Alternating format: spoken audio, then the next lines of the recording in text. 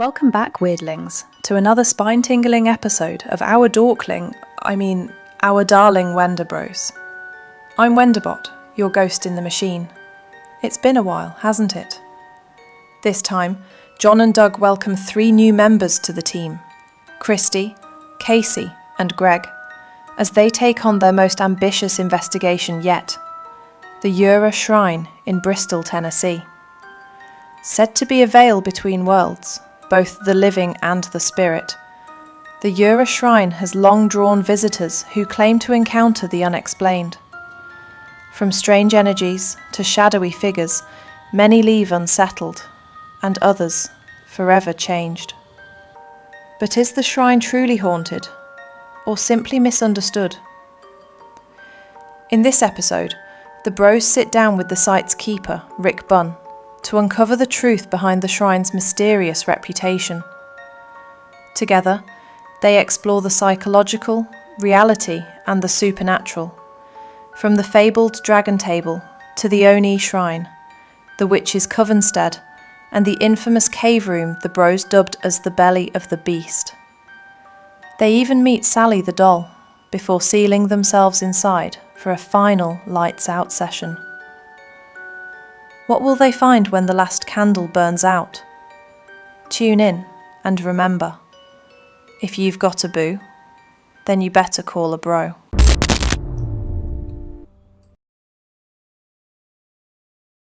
So hey guys, we are the Wendibros, and we are here with Rick at the Oni Shrine.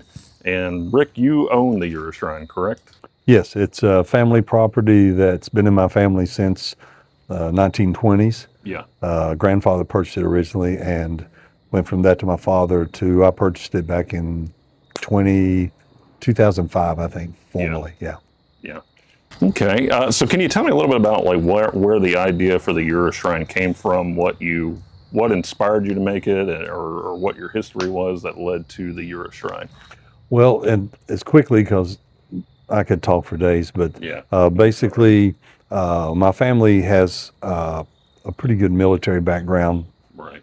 An admiral or two, and a few things. So I was a troubled kid, and in the 10 to 12 range, just hyper, I guess what you would call ADHD now or something. I was all boy, as they used to call me, and was out into stuff. Well, anyway, one of my uncles, who was a master sergeant in the military, the Army, knew an instructor, a martial arts instructor in Irwin. So in 1968, I started training in a very formal martial art. They figured that would straighten me out.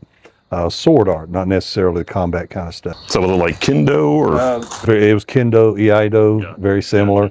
And they had some Aikido, Jiu-Jitsu, different things. So they started me in that, and I acclimated to it just amazing. I loved it. I've been doing it my entire life, and I've got a law enforcement background, and started at age 12, and by the time I was in my mid-20s, I was teaching defensive tactics on police departments, on local and state, and then later went on up into the federal level instructing. Right. So how the shrine comes is, a quick thing is in martial arts. And this is why some people will get it, some won't. In martial arts, if you watch somebody do a kata, everybody knows what a kata is back in the day, if it's something where they just do a form of pattern. Well, there's 3 parts of the kata. It's called omote, yura, and honto. Okay, omote is when you see, everybody looks and you see a guy do a punch and you go, that was a punch. Yeah. That's a kick. That's the omote, it's obvious. Yura means secret or not really what you're seeing. So the punch might actually be a setup for a throw, or a kick might be a setup for a takedown. So that's the yura, what's the secret behind it. And then omote, or the honto, the final, means you understand that. So a Oni Shrine, by definition, means that what you see is apparent. Everybody walks in and sees the same trappings, the same, banners, the same symbols. Everybody sees that. But the Yura behind it is each one of those has a different meaning. depending on what culture you come from or what have you. So when it's called a Euroshrine, means it is a shrine with secrets, not secrets like nobody knows what they are or that there's something nobody would ever be told. It's just that when you look, like you say, at the fire pit, there's a secret on the fire pit, which you guys now know that you never noticed. It's just because it's nothing magical. It's just, so the Euroshrine here is a combination. And I'm a senior citizen now by quite a few years. And I have taught and or taken or trained and or taught martial arts my entire adult life, both on a personal level, privately with schools, dojos, what have you, as many as 3 and 4 open at one time in different states. And so I rose to a very, I would just say a respectable rank. And because of my age, all of the other instructors have kind of faded away to dust. So I'm kind of, as it is now, the acting head of our style until they appoint somebody in Japan to overwrap me, and they will, that because I'm not Japanese. But so that's why the look. It's basically a headquarters and for the style. So that's why you see all the Japanese stuff, and it looks. And one thing that happened is when I was studying with these people. Now I grew up right here in Blountville, in Appalachian, the buckle of the Christian Bible Belt, really. And but the instructor down there, a couple of the people was there training were Shintoist. And Shinto is the Japanese, it's not a religion, it's just a practice. And so I kind of acclimated to the Shintoism and blended. And so the Torii gate in the front, some of the symbols around here, that's where the term shrine. And that's not Shinto. The traditional Shintoists would come unglued because they say that's not a Shinto shrine because you have all this other stuff. And that was going to be one of the questions I asked you too. And I think when we were doing research into it, I think John actually found an article of, I would assume would probably be like a Shinto purist. And they were basically saying that it was cultural appropriation was what you were doing, which, I think on that end, with Shintoism, the way I understand it, is that it's essentially a free religion in many ways, that you're allowed to practice it. It doesn't necessarily, and correct me if I'm wrong, but. Well, first of all, appropriation, everybody gets on that band, right? I prefer appreciation. Well, actually, the correct term, as I was taught, is acculturation. So I have acculturated into the Shinto and the Japanese lifestyle. Now I'm 6'5", Scot-Irish. There's not a drop of Japanese Asian blood in me. But I acculturated into the Asian culture because it's completely opposite from what the West is. And you can go into different things like our saws push on the cut, their saws cut on the pull. Everything's kind of backwards. So it gives me a duality of looking at things. But when it comes to, the funny thing about the Japanese is I know many Japanese. I had a couple Japanese come all the way from Tokyo to what you'd say bless the shrine, or when we opened the shrine, they always came from Tokyo and actually did part of the rituals here. I've never had any problem with the Asians. Most of the people that get on the appropriation bandwagon aren't even Asians. I mean, well, yeah, you're right about that. I think it's probably more Western mindset on that. And I think that, especially looking into Asian culture and Eastern culture, I think that the way their verbiage behind it is that anybody can do this so long as they're respectful. Right. Yeah. And when you look at this, when I call it the Euroshrine, there are things like there's 80,000 shrines in Japan. And Shinto is not a religion. There's not a deity. There's not a Bible. There's not even a thing. It's just paying homage to the world, the trees, the water. Everything has a purpose now. And not to say that Shinto is different or that I'm speaking for them, because I'm absolutely not. I can only speak for myself. But they say there's 80 million gods in Shinto. And the trees have a god, the rocks have a god, the water has a god. Well, if you translate that, God to them is not like a creator God, it's like an essence. So a tree has an essence that is valuable. The water has an essence that is valuable. The earth is valuable. Therefore, you don't destroy the valuable things on the earth, because that would just be stupid. Yeah. You know, so it's more of like the Native American protect Right. the land. Right. That's what Shinto is. Now they branch off under Shinto that does other things.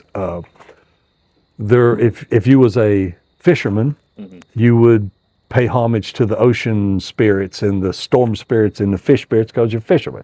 Yeah. If you're growing things, then the rain and the earth. You know, that would be your deities that you'd pay respects to. If you're a merchant, then it would be to the buy it for $1, sell it for $2. Right. Well, I grew up as a martial artist. So the martial arts deities that is used in a Hachiman shrine, similar to this, is that we don't really, ours is so that you die in battle facing your enemy and die of good strength kind of thing. Now that's an extreme, but that's the difference. So the Shintoists that are like, they have the little kamidanas and a few things. All of that is upstairs, and the respect part of that is it's very formal and nobody ever sees it. But the fact that all of this is down here is what makes most of them come unglued. And there for a while, we was kind of really outspoken for about a year or two, all up and down the Shinto world, even from Japan. They call me up and they go, "Boy, you causing trouble today." And I'd go, "I really don't care." About 8-9 years ago, it was decisively dark. It was built to be a dark portal table to summon or make it thinner. Yeah. Now, I'm an Amyoji, which is Amyodo, which is balancing. It's yin and yo, yin and yang, what have you. The shrine the purpose of me as a Shinshaku in a Yura shrine is to keep the shrine balanced between good and bad, because both can be here. Yeah. So when the table was built, everybody, literally, you'd walk in and you would get vertigo. People felt like it was this very, very heavy. And I'm going, oh, well, how am I going to fix that? Had no idea. Somebody called me and said, hey, in Elizabethton, right up the road, there is a Chinese restaurant that is going out of business. Would you like to get some stuff? I went, oh, yeah. All of this, these chairs, that archway, Oh, okay. those signs, all came from that Chinese restaurant. Huh. Now you go, why in the world, other than it looking Asian, right? Yeah. Okay. When you walk in, this Chinese restaurant had been in the middle of downtown Elizabethton for 27 years, a big one. Plus it was that archway right there came from Orchids of Hawaii. In 1985, I tried to buy one for a dojo, and I know exactly what all of these things cost because I was trying to open up a dojo then. That archway right there was $27,000 in 1987 because it's hand carved. Wow. Well, that restaurant put in. Now, I personally believe and know that things get charged with energy. Yeah. Okay, so when you go into a restaurant, this was the first thing you walked under once you got inside was this arch right here. And this picture was on the wall. That was on the wall. So when you go into a restaurant, what are you feeling? Hungry. Hungry, I get to eat, you're happy. Yeah. Life is good. Happiness. You walk in, happy place. You sit down, you eat. These are the very chairs that came out of there. They had like 300 and some. I got 20 some of them. These are the originals. You sit down, you eat. When you get done, you're like, Yeah. and you come out and you're going, this was great. It was a very good restaurant. So all of this stuff that for 27 years was in that restaurant was soaking up all that energy. Good energy. Yeah. I took all of that stuff, bought it all out of there, came here. This has no effect on the table, and the table has no effect on this, but this is a good enough balance to balance out the darkness and the heaviness of the table to where everything leveled off. Literally, that's how that happened. The two red signs, I don't read Chinese. It might say cash only, we don't accept American Express. I have no idea. But they're not there because that's set over the way out. So all of this stuff, and you see it all around the shrine, everywhere. Because when this thing was built, shrine went, ooh. Mm-hmm. Everybody's going, okay, nobody liked it. It's too dark, too heavy. Yeah. Put that stuff up, balance that out.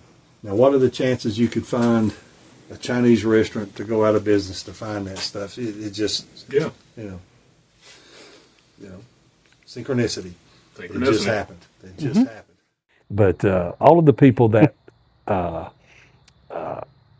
that I would matter, in other words, I would not want to upset, weren't upset. And all the other people are just trolls. I don't care. Yeah, and that was going to be my question, I guess, about the kami. And I think, and what we've studied is in most Shinto shrines that there's a kami at the center of it, and even in Japan, they have a kami within businesses as well too. So I know you stated that you have that here. Are you able to describe that, or ours is a hachiman. The gongen, the central part, is upstairs, and it's very formal, and that is basically an Edo, well, he would be more Heian period samurai that did some stuff for the Tokugawa shogunate, which was there. And I have some artifacts that this individual had, and they're passed. In other words, my style of Shindo is called a kaiden. Right. A kaiden, Kaden. A kaiden Shinto is a hereditary passage through like a certificate, almost like a martial arts instructor. The head of the martial arts style, when he gets ready to go, will name the next head of the martial arts style, and there'll be all kinds of people under it. And it's a kaiden. That's what it is. I'm not a Shintoist that's been to the Shinto University and speaks Shinto and do all of the different rituals, because that's a whole different kind of Shinto. The thing most people are kind of bent about, if they get that way, is they could never be what I am, ever.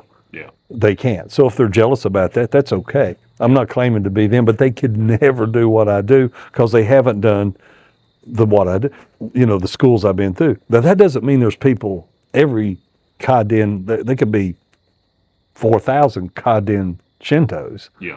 But each one of them passes it to the next. And most of the time it's from father, son, husband, wife. It's just so it's very familial. Exactly. Yeah. And both of mine, the people that passed it on to me, just said, "I don't have anybody. Would you take it?" And I loved it. So I took the responsibility, and I'm what's called a caretaker, which is a shinshaku. And some people go like, "Well, you hadn't been to the formal Japanese royal school of," I look at it this way. Shinto is. Let's compare. If you look at the Jinza Shinto, the royal Shinto is kind of like the Catholic Church. Now, I'm not picking on anybody. I'm just saying Catholic Church has really big cathedrals and a lot of pomp and circumstance and robes and formal stuff, and you got to go to preschool to be a priest, and it's massive. Well, the formal Shinto of Japan is that way. Then you kind of drop down into what you'd call Protestant kind of thing, which is, there's different forms in the middle. There's about 15 different schools. And then you got what they call the folk Shinto, which is the people like us. I guess if you was compared it would be like the formal Shinto would be the big Catholics. Yeah. And the folk Shinto would be, and not to pick on anybody, the, what's the ones that handle snakes in the, Pentecostal. Yeah, the snake handlers or snake. Yeah. So both of them are still on the same plane by definition and design, but they're worlds apart in the practice and the rituals.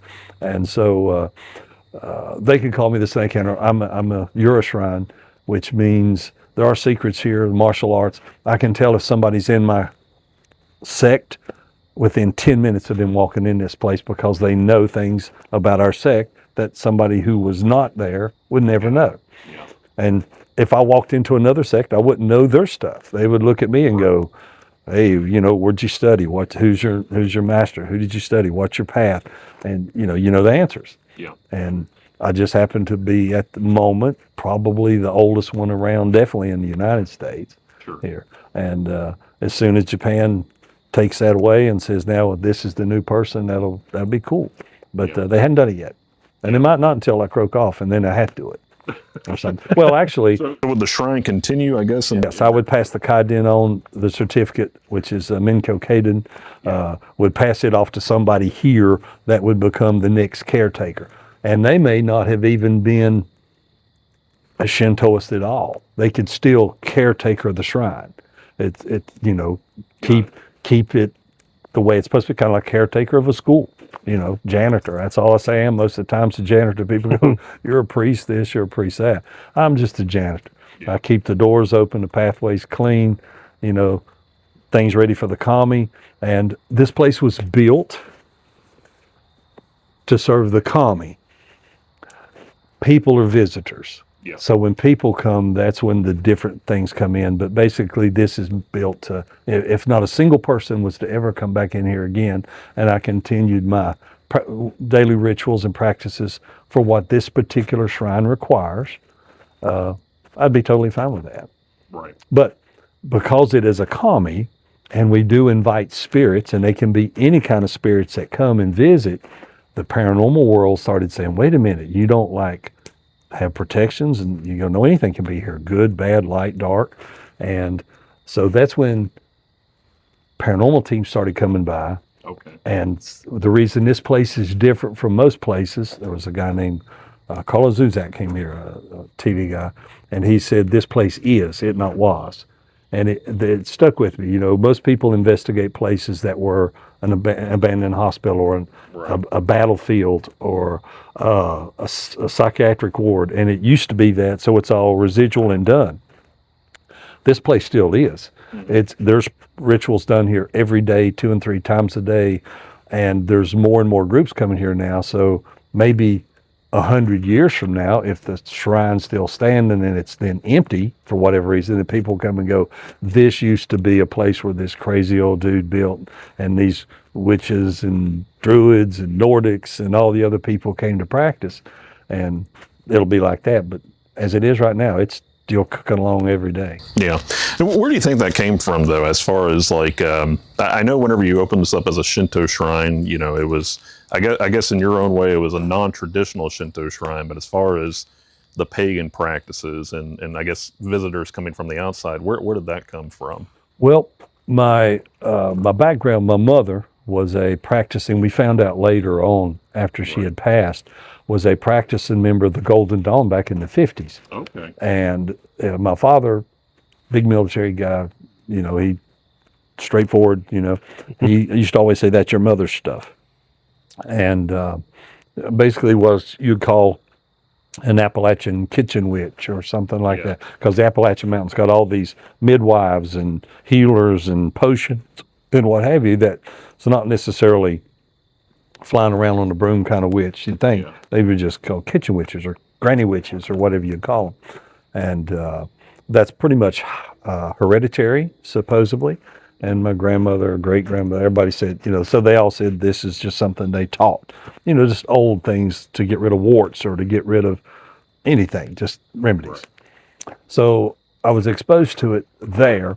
And then how the other people started coming is all of a sudden people would come here and they say, this is a really cool place. Yeah, it is. Would you mind if we, 4 or 5 of us, come in here sometime and meditated or did a little ritual? And I'd say, of course not, feel free. So I started opening the doors for people that were marginalized because of their practices. This is, the buckle of the Bible Belt here. And if you do anything that's not according to the norm of the zeitgeist that's happening here now, then you're going to be kind of, marginalized. You'll be ostracized, Yeah. So here, they couldn't. The first wedding we had here many years ago was 2 witches that wanted to get married, and they were also 2 females, so they were 2 lesbian witches wanting to get married. They went all around this area. Find a Baptist preacher. They couldn't find anybody to marry them, and they couldn't find a hotel or anything that would let them rent a place to get married, to have what I found out then was a hand fasting where they tie the hands together. It's a ritual there. They wanted to have the fasting done here. Now, they still had to go to the county and get the certificate, and even then, this was before, gays could, or lesbians could get married. They hadn't passed in Tennessee. It's Tennessee. So they came and did the hand fasting, then the next one would come in. And so that's kind of how it grew. And now it's kind of exploded to the point to where there's been any number of groups that come here or are here at any given time doing rituals specific to whatever their practice is. I look at them and I just go, as long as you're, the rules is here is You don't make fun of anybody. If you make fun of somebody, you're in the wrong place. So if somebody's into fae and, the fairy folk and whatever, or if they're, everybody here just goes. And what you'll find out is a lot of people take what they do very serious. Oh, yeah. Very serious. And so we just give them a chance to do that here. Yeah. That is good. I mean, it's and you hear about that, and I think you touched on something too. Is especially whenever you mention the Catholic thing, and I guess the analogy between that and Shintoism, my ears kind of perked because I was raised within Catholicism in Washington D.C. and my dad eventually said, I don't think I want to do this anymore because the idea of worshiping idols rather than God kind of broke me off of that, and so. My dad kind of, in many ways, I mean, my father was kind of a maverick in that regard because he said, if you're going to find God, find it on your own. Yes. And I really liked how you kind of correlated that together, is that, everything in many ways is open for interpretation, and I think it's all a matter of how works for you. And I think everybody here tonight is all of varying beliefs. I follow the principles of Christian teachings, mostly that of Jesus, but I also follow the teachings of Buddhism too. And I've been reading, especially to prepare for you, I was reading a lot for Tibetan Buddhism before I got here, right. And so I just thought that was really neat how you touched on that. So a lot of when it comes to religion and why this place is so unique is because it's right in the middle of the Appalachians. Yeah. And it didn't exist here 20 years ago, and most people still don't know that it exists today. People that come by now locally, this is the place. But you got the only practice that hasn't been here at any strength is Hindu, which is the Indian, because there's not too many around. But there's been priests here, both Catholic. There's been Jewish rabbis here come and visit, talk. Many denominations of Christian. The thing I found out about religion, and Shinto is not a religion. Yeah. That's the thing. It does not have a dogma that says this is the guy that rules and these are the rules. The rule is basically don't hurt the earth. Yeah. That's right. And I think Shinto is like, I guess if you had to call it anything, like an indigenous early faith. Yes, exactly. Yeah. And, we've got Taoist here, and I love all the Asian stuff and but the bottom line is there are really, really good people in every religion, and there are really, really, really people who suck in every religion. Yeah. And absolutely. You can be in the same church, and this church will have issues with this church. I mean, I grew up in the Christian church, sidekicked off into the Shintoism, which I could never go to Vacation Bible School and talk about because they'd say, tell Ricky not to ask those questions, or you can't come back and build a little thing out of matchsticks, right? I mean, you can't go back and graduate Vacation Bible School. So I kept my mouth shut, but even the most fragmented, and this will go and you can cut it out if you don't like it, the most violent religion that has ever existed has been the Abrahamic religions. Yeah. Because I agree. And I'm not saying the worst is because they believe they have the mandate to make you believe if you tell a Hindu that you don't really follow the fact that he worships a blue elephant, he'll go, that's cool. Yeah. He don't care. Watch out for Shiva. That's it.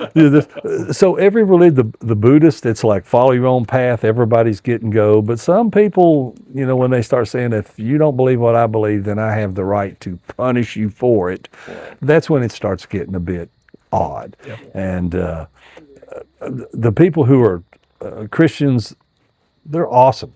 There's people who are Christians that aren't. Yeah. And, I don't have a problem with any of them. And most of them come up here, take one look at the giant pentagram out in the thing, and they go, nope. And go right back. There's a lot of superstition in this area. Oh, yeah. Lot. And I've got a question. So you touched on, you talked about some the rituals that you do to keep up this place, and I don't want to get personal. I don't want to ask you about anything that you feel uncomfortable. What I'm curious about is, with all the people that you have coming in, and you've said that don't make fun of anybody and don't harm the earth or any of the essence. Right. Are there any other rituals that visitors have wanted to do or maybe talked about doing or did that maybe goes against your rituals, the things that you do to keep this place sacred or special? Well, in Shintoism of cleanliness, one thing that is not done here is nothing can be sacrificed on the ground. Nothing can be sacrificed. Now, we have some Santeria people that was here and different things, and the idea of cutting a chicken and using a ritual. And trust me, I eat Kentucky Fried Chicken. I'm a meat eater, so people butcher animals all the time, and doing so in a religious text is normal in most of the world.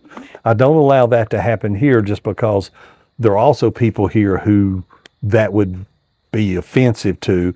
And so if their particular thing they would do could possibly be or maybe be offensive to other people, we don't allow it here. Okay. Just like some people, like some of the witches may want to, do the, what is it, where they stand around the ritual night gaze or something where they're nude, Some people might like it, some people might not. So they don't do that when there's other people here that wouldn't see anything.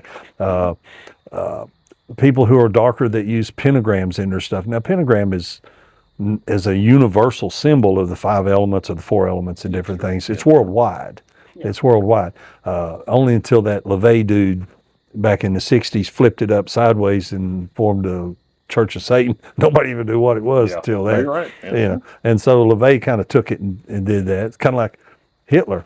The swastika was taken from Buddhism. Reasons, yeah. Well, but Hitler, the swastika was used in Buddhism. Turned one way means peace, the other way means war. He stole that from Buddhism and is supposed to lay flat, stood it up on his end, and basically said, "I'm going to destroy the world with religion." Yeah. And there's some people that are specific saying, "No, that ain't what he meant," but kind of did. So so actually they told us that in history.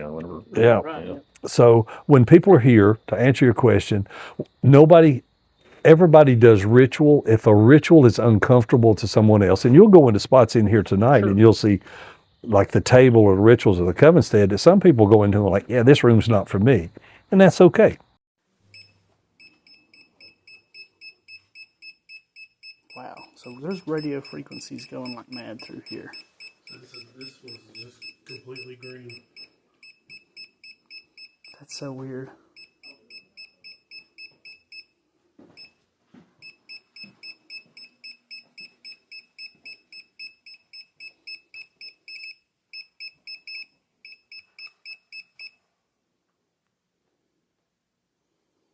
That's so weird. Now it's just stopped.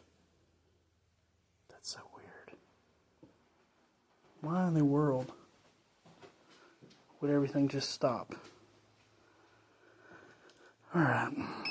Oh. Earlier I had it on in here and it was going crazy.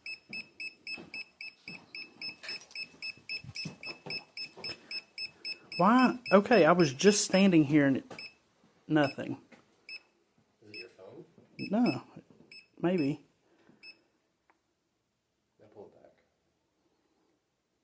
But I've been holding it like up on it like the whole time, and it was saying nothing for a minute. Like, maybe it is my phone. Aiming at the ceiling. Okay. Here's what I'm gonna do. I'm gonna put my phone in airplane mode. Milwaukee. Yeah, it's motion.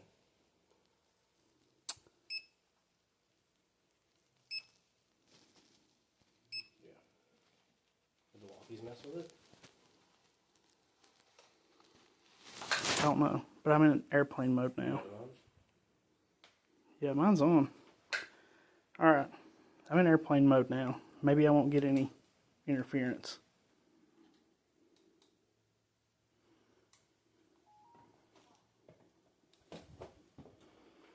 Well, no, I move over here and it's still. Good to know.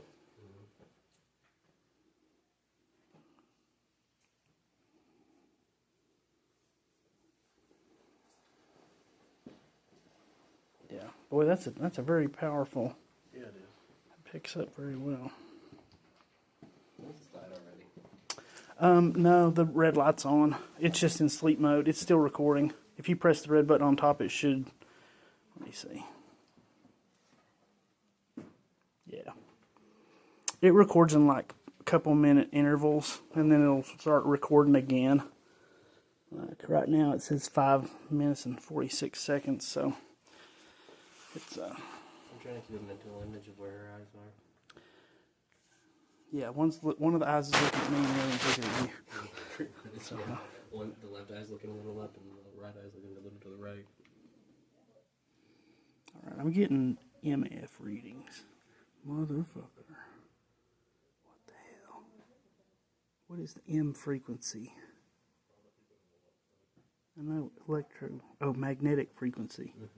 So there's some kind of magnetic something going on in here. Yeah, the more I move it in there, the higher it gets. I get away, it goes down. The radio frequency's going nuts again. This is so weird. It wouldn't be the GoPro, would it? It shouldn't be. It might be. But, I mean, it wasn't going nuts a minute ago. It ain't going nuts now. Yeah. So I don't know why it would be. But, yeah. I go in here. The magnetic frequency is going up. There's something in there that's magnetic. Check this, these cords here.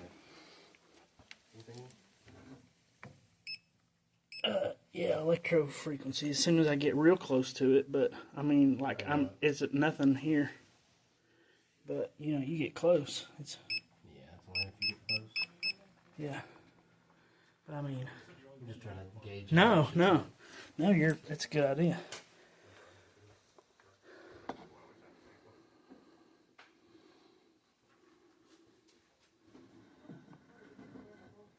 Okay. Yeah.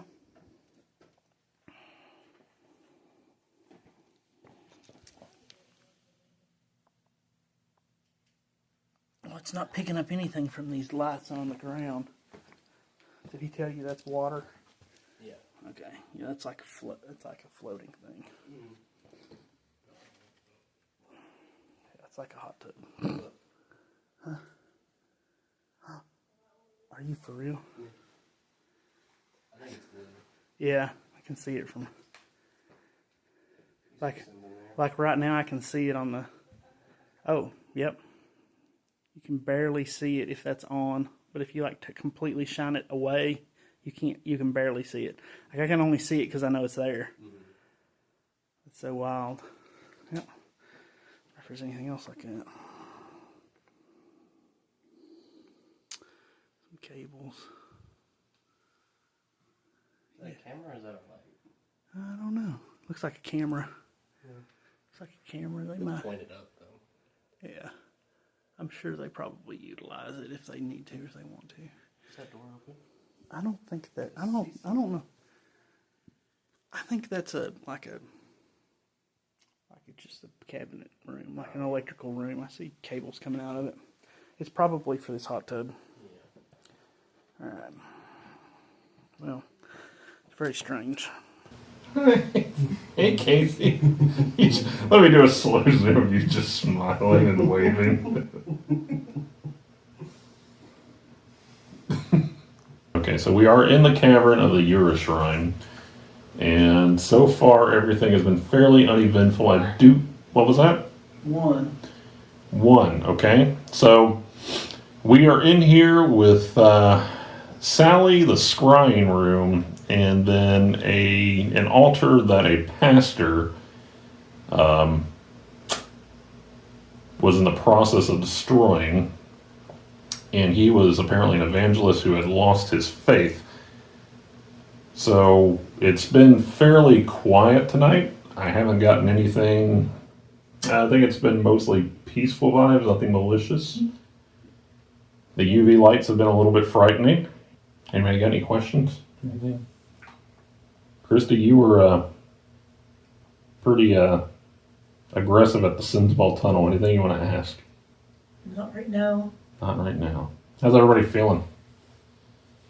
I'm all right. Yeah, doing good. Yeah. Is there anybody here with us? What am I leaning on? Gargoyle.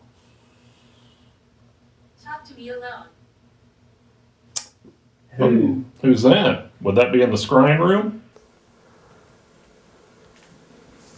I don't know about that. There's weird electromagnetic fields going on in there. Hey, Greg, can you go and test the EMF over there real quick? It's gonna go nuts. Oh, I don't know about that one. Maybe. Oh! Did Greg walk in front of that one this time? Okay. Yeah. It when he walks about right there. Gotcha. It's weird because my knee. I've been moving my knee around. It doesn't catch it, but for some reason. It's because Greg's the most powerful. Come. I'll go grab the other one. I'm getting a little something. What are you getting? Yeah, the deeper you go in there, it starts. Okay, yeah, it's picking up quite a bit, actually. It gets a lot, and it's consistent. It's very strange. Who do you want to talk? Anger. Anger. Are you angry? Are you mad? Because I won't talk to you alone, or do you want someone else to talk to you alone? Sally, are you mad that there's been cameras on you tonight? We've asked for permission. Mm-hmm. Do you want us to come in and talk to you alone? Torment. Torment. Are you in torment? Or the camera's torment? This has been the most active that thing's been tonight.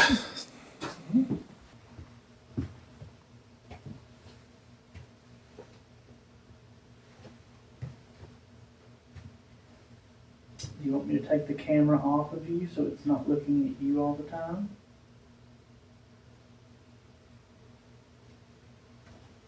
Is it getting hard not to blink?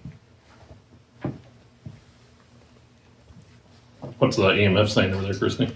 That's going crazy. Oh, is it? What's it rating at? Just under 100. Kind of jumps between Yeah. 60 and 100. Yeah, but you're not going into the red, though. But we are getting... You want me to go in? Do you want to go in? Yeah. We can shut the door. That's fine. Okay. So take the camera. Yeah, you can shut the door.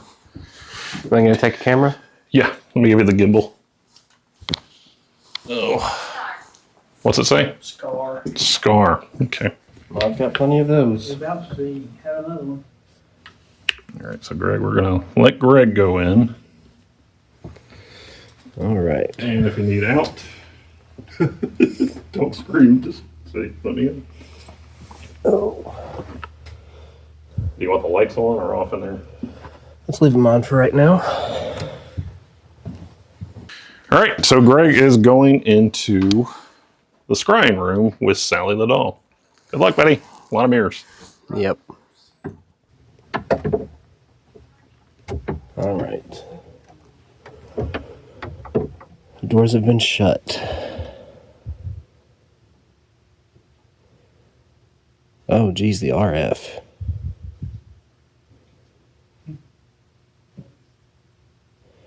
RF's the worst in here. So Greg's in there with you. Yeah.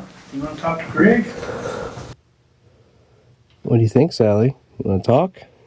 Where's my body? I don't know. Is that Hannah? Is it Hannah or Sally? Somebody else.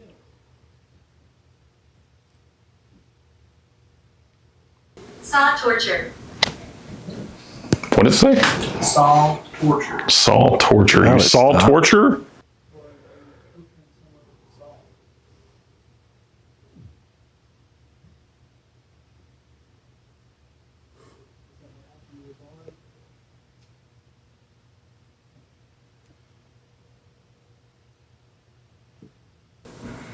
I have a message. Okay. What's your message?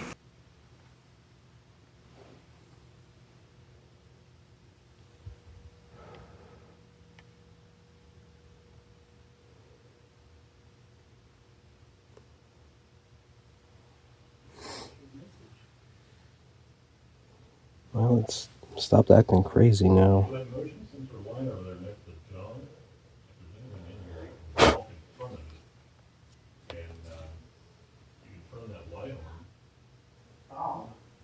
Did it really say ball? Bob. Bob. Come on, Sally. If you want to get our attention, you can just Walk past that light. make some kind of sign, noise, or I know that there were some investigators here before, and they said they heard knocking in here. I heard knocking earlier, but it was coming from upstairs whenever Rick was there, and then I also heard water flushing, which caused the knocking. If there is something, is there any knocking? Or could you walk in front of that motion sensor light? I've been in here for a few minutes now. I'm not really feeling anything. Except claustrophobic, but it's a very small room. Even the mirrors don't make it feel that much bigger. Get out while we can. Why? you talking to us or Greg? Sally still doesn't seem to be moving. Okay.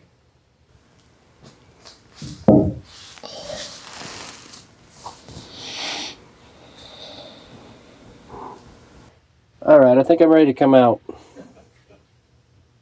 You okay? Yeah. Welcome back. Here, you can hold that. Anything crazy in there?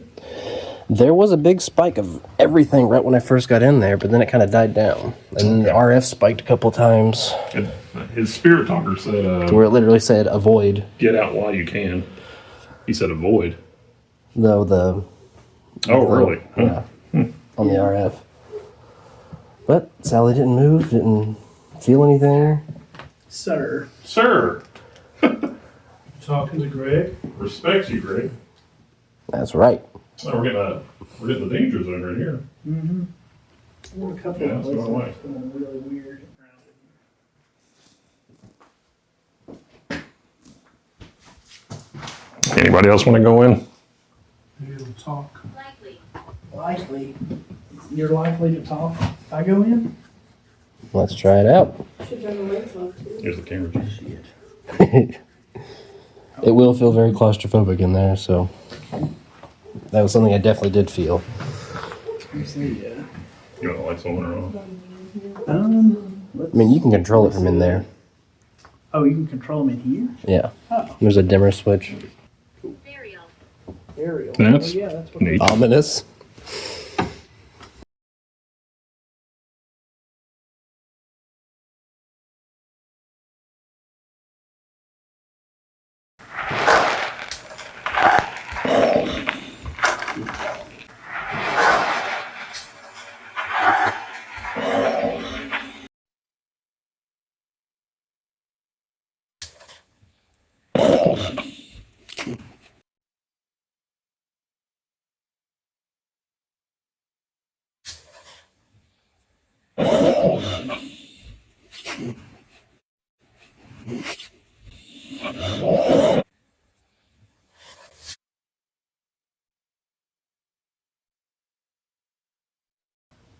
Suppose I did get bit by a mosquito in there.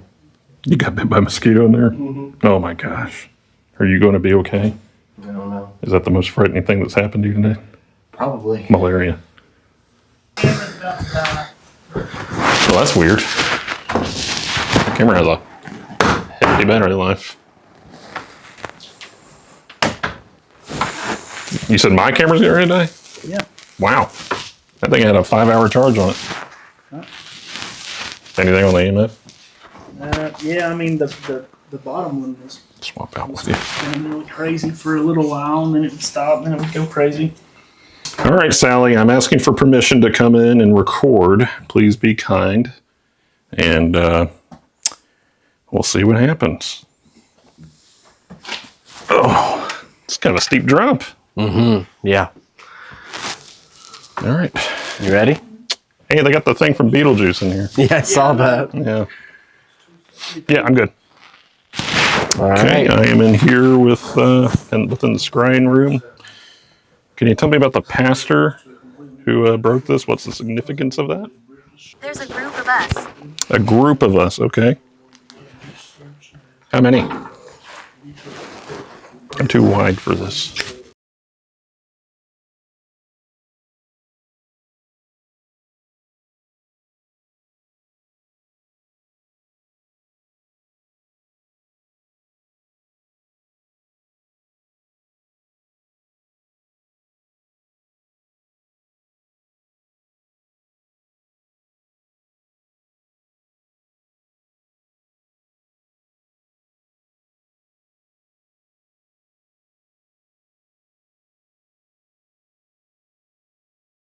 It is claustrophobic in here.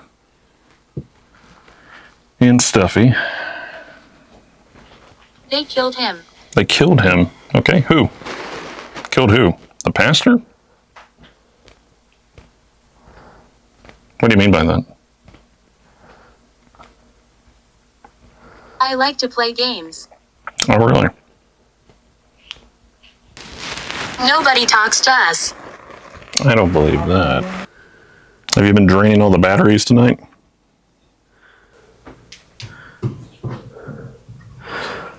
$1,820. 1820. Okay. So 1820. What is 1820? I know that door's real. I think this one is too. But it's just like whatever for the pump for the pool. Right.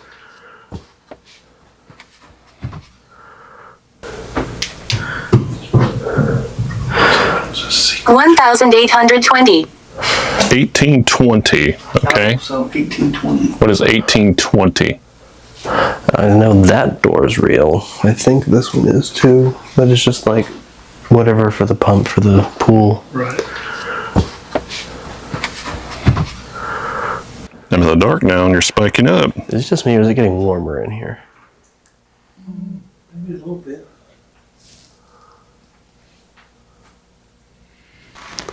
Yeah, I think I'm done.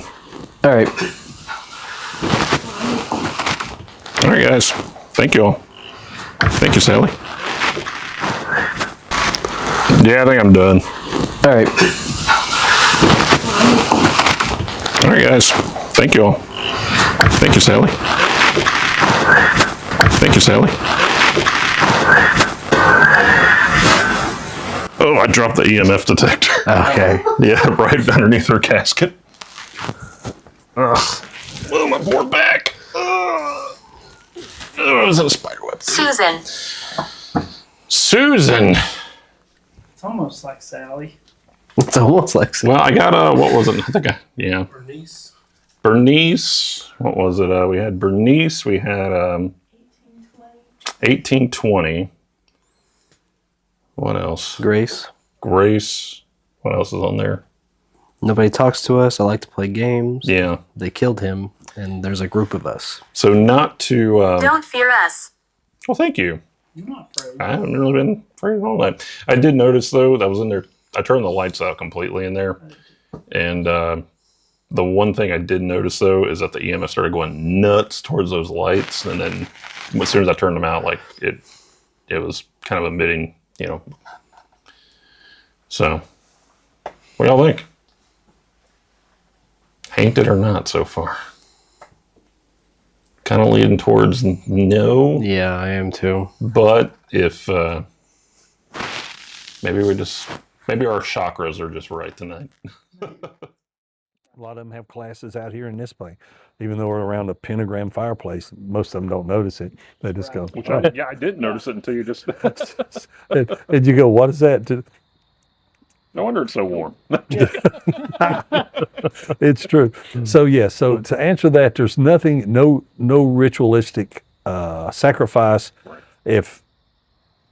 And like I say, there's been a few hoodoo practitioners here, and they pretty quick to, cut a chicken, then eat it or cook it or something. They just unalive it for the ritual, then eat it. Just like if you was in the Old West, they'd say, go get a chicken for dinner. You go get the chicken, you unalive it. It's the same thing, you're still cutting its head off. And then you go fix it. Great-grandmother probably chopped the head off a bunch of chickens here in Appalachian, because they didn't go to the store. So it's the same thing. It's just not done here in any kind of a religious thing, so it doesn't affect somebody. Okay. That's good. That's cool. It makes sense to me personally that Wiccans would like to practice here because the big thing is, if it harms none, then do what you will. So that's a really good, and I think there's parts of that in all the major religions. I think most of them want you to not cause harm. Right. And so, the old doing to you other things, a universal thing, because if you're walking around causing trouble, you're eventually going to run into somebody bigger, faster, more powerful than you, and you're going to get stopped. And the basic religion's everybody's own path to make themselves at some force peaceful with themselves and what they're doing. And it's going to be different for everybody. Here, like I say, now we have Wiccans here and we have witches here. And the witches will light you up if you mean, and I don't mean individual, but they do rituals here to protect against child predators in the area. They'll take their pictures and go like, yeah, we're going to freeze. They don't make the guy have a problem. They just say, slow him down, And so there are that kind of stuff goes on here. And I don't even ask. I go in, there'll be 10 of them in there, and I'll be putting something in jars, and I'll say, what are you doing? And they go, we're just doing some stuff. And you go, all right. And you say, you're going to bury it? And they go, yes. I make sure it's somewhere else because it don't smell right, Do you trust these people? Absolutely. Right. They're good people. And the fact that they can be themselves is why this place is what it is. Because you can come in here and there'll be a complete plethora of people, from Catholics to necromancers to be just a blend. And everybody gets along, because if they don't, they just don't come back.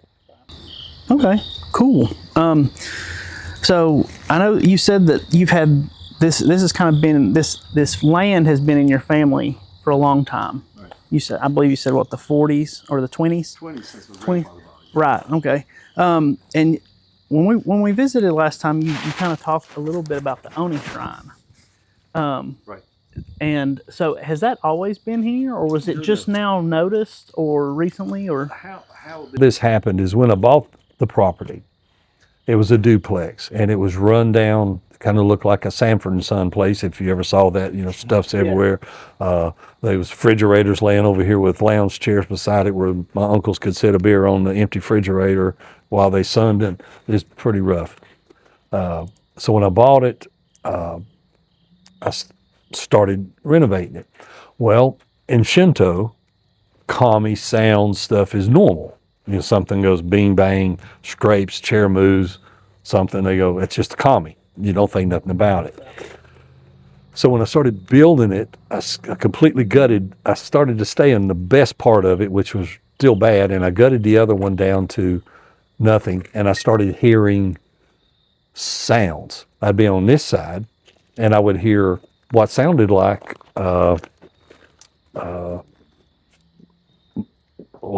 cafeteria sounds, like people, plates and people talking that. So I started hearing things, and I guess to answer your question, or maybe, I didn't know what it was. I don't have the ability to see. If there's ever a skeptic, you guys are kind of skeptical. I'm absolutely that. If a light flickers, it's 99% electrical, especially in a place this old, and maybe 1% paranormal. Whereas some people, it's 99% paranormal, and I'm not judging. I'm very skeptical. So I don't have an ability. I'm not psychic. I don't see spirits. I don't necessarily, if something would touch me, I'd feel it. Or if something moved and made a sound, I would hear it, of course. But I'm not a medium. I don't do that. And so I started call people to come in and tell me what was going on, because a lot of my ex-cop buddies on the federal, state, and local level would come in, we'd party, and they like to drink. So the Oni Gate. We're all here right there on that bar one night, and there's a couple feds here, expats, what they call them, they're retired. And I walked over in the corner there, and they said, where'd you go? And I said, I'm standing right here. And they go, we can't see you. And I said, what are you talking about? It's like dusk. They said, we can't see you. I said, y'all are drunk, which they were. I admit it, they were drunk. They had to have chairs because they couldn't walk. But, then we're all sitting around telling war stories when we made a sense of did something. I don't know. But I got to looking out there, and my dog walked in, and I have glaucoma. I'm night vision blind. And I walked in and I could see at night.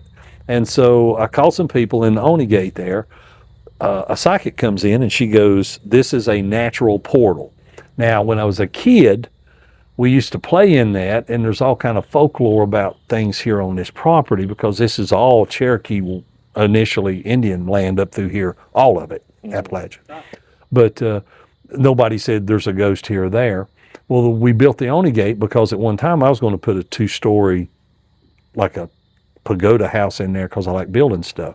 And they said this is a natural portal, and the one in the corner there with all the gargoyles facing forward, that's been there for at least 22, 23 years now. And that's to protect them from us, not us from them. So that's how that happened. And then other stuff in here, people come in and go, there's this. Now, somebody comes in and goes, I see this. Everybody sees something different given their gifts, abilities, and choices. But anytime you have over like 20 years, people who have not met each other before everything started becoming more public on like YouTube, whatever, 8 or 9 people that don't know each other start saying the same thing, then you have to start going, okay, they start to reinforce each other, so maybe this is something I'll look into, and then I would build something according. Yes. Hey everyone, we are testing out the Estes method with Greg.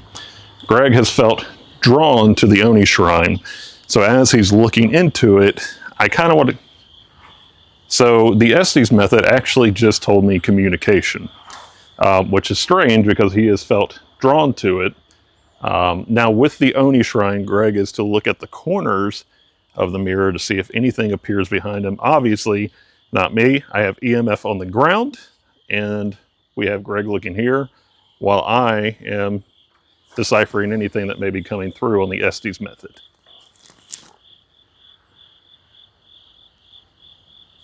So far, we've had chaos and communication.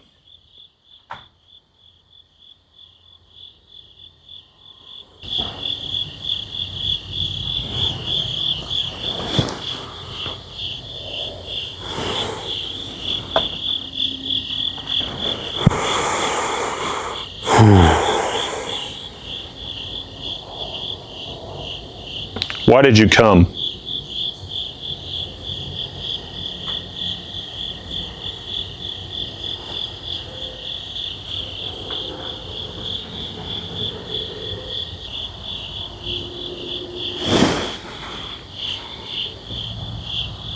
Are you seeing anything, Greg? I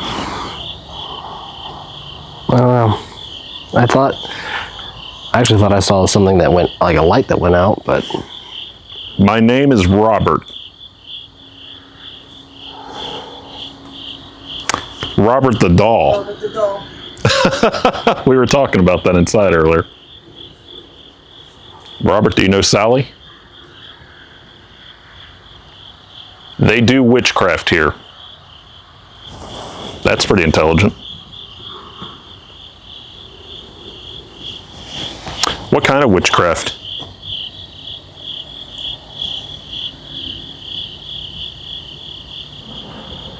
We're getting no EMF readings at all right now, no radio frequencies and no magnetic frequencies either.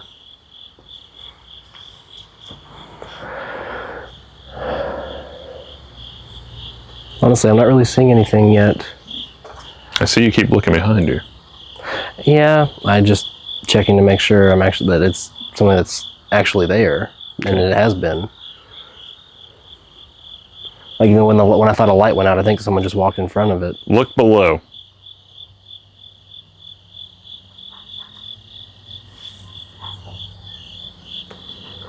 Below what?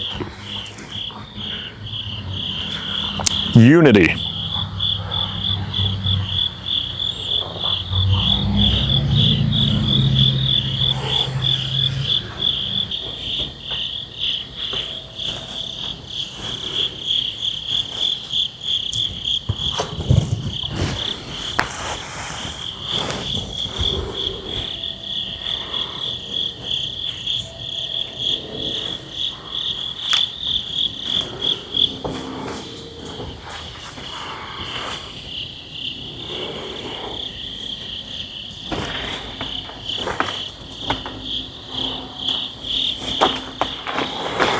I'm very happy.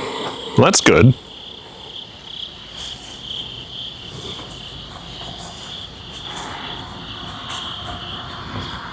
Children around you right now.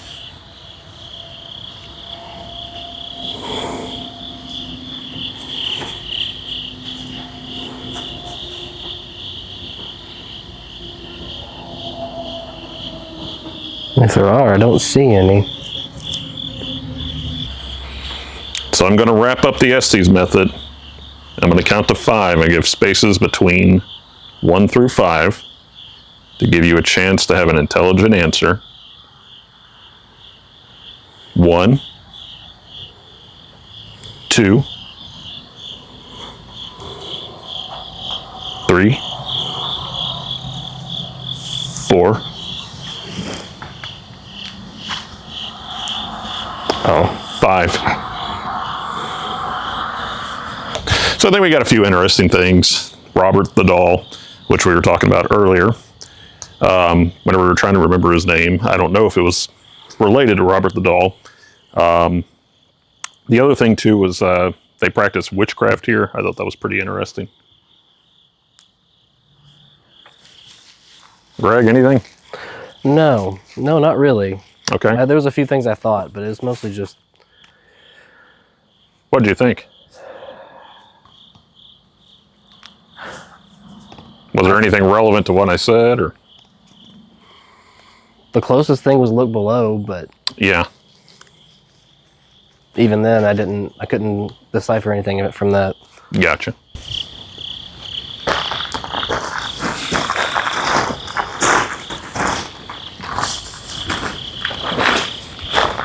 All right, trying the Oni Shrine again. This time with fewer people. I definitely feel more tension now.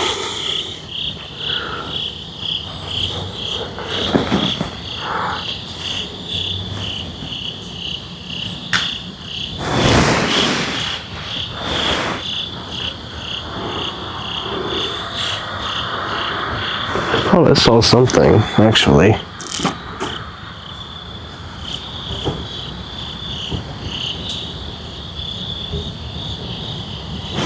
What was that?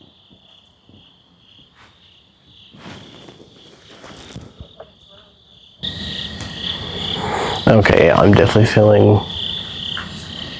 I don't know what I'm feeling, but...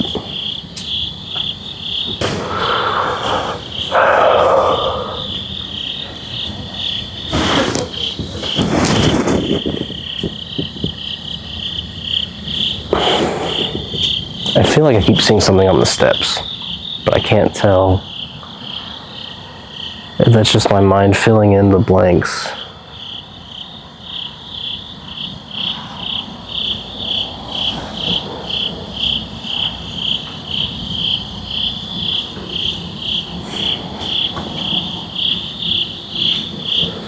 About ready to wrap it up, Greg? Yeah. All right. I think we're good. Have you seen anything? Did you notice anything?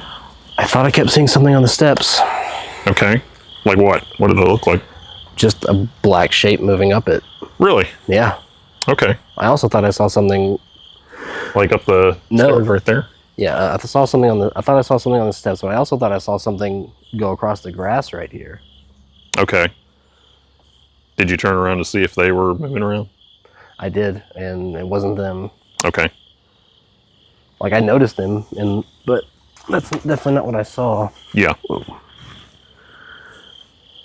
So what do you think of the Oni Shrine? Well, I think it was a lot more tense when I was out here alone earlier. Okay. So I don't know if it was because people are around now that it felt less tense, but Probably too much going on. maybe. Yeah. Do you think it could have been a trick of the mind, or? I think so, mostly. Okay. That's what I'm mostly going for. Okay. So Oni Shrine not debunked, nor necessarily confirmed, but Yeah, fair. all right.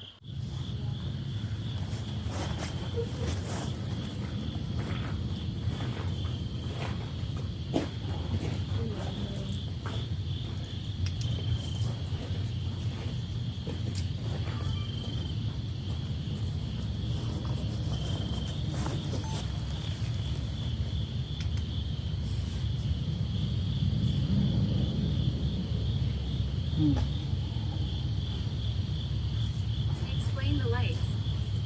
Well, we're using lights to try to look around. Because we can't see in the dark very well. Can you?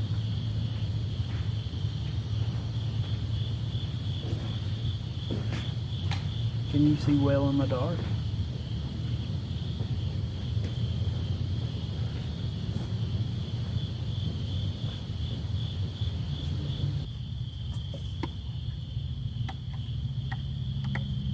Who's outside?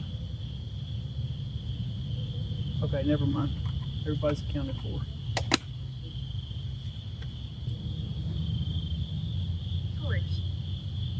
Torch. I mean, I guess it kind of looks like a torch, doesn't it? It's just a flashlight. It's a black light flashlight.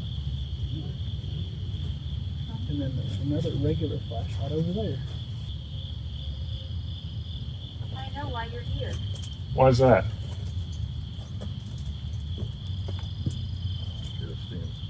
I thought you'd run. Why would you think I'd run?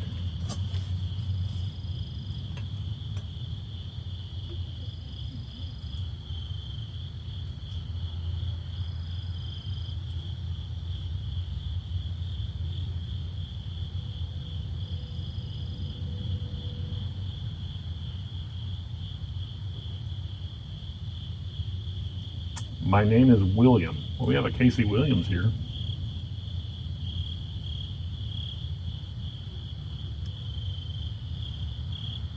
Anything you'd like to talk about at the Oni Shrine? We're getting ready to go back in to conclude our investigation. Anything we should know about? Help me. I felt you. I don't think I did.